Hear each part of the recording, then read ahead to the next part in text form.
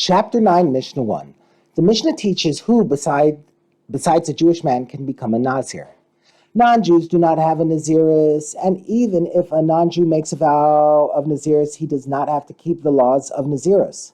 Women and Canaanite slaves owned by Jews have Naziris, that is, they can become Nazirim. We have learned previously that a husband may cancel his wife's Naziris.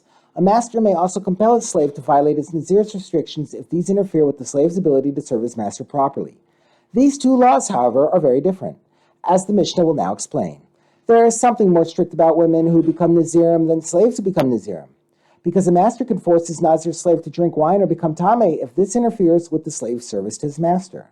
But a husband cannot force his wife to drink wine or become Tameh as long as she is a Nazirah, and she must keep all the Nazir's laws even if her husband does not want her to.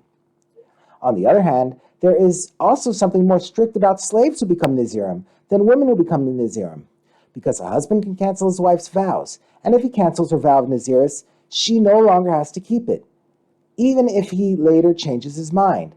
But a master cannot cancel his slave's vows, and even after forcing his slave to drink wine or become Tameh, if he later changes his mind and wants his slave to keep the vow, the slave must keep all the laws of Naziris. For this reason, if he cancels a vow of Naziris for his wife, he has canceled it forever. And even if he later dies or divorces her, she does not need to keep the laws of Naziris. However, if he cancels a vow of Naziris for his slave, that is, he forces him not to keep the vow, then when the slave goes free, he must finish his Naziris, because the Naziris is still in effect. Another law about a slave who is a Nazir. If the slave left his master's presence, i.e. he ran away, there is a dispute as to whether he may drink wine. Rabbi Meir says he may not drink wine.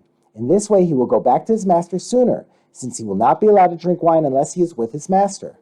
But Rabbi Yossi says he may drink wine because his master, who will eventually find him and bring him back, wants him to drink and stay healthy. Just as the slave can be forced to drink wine while in his master's home, so too he could be permitted to drink wine even when he is away from his master, since this is in his master's best interests.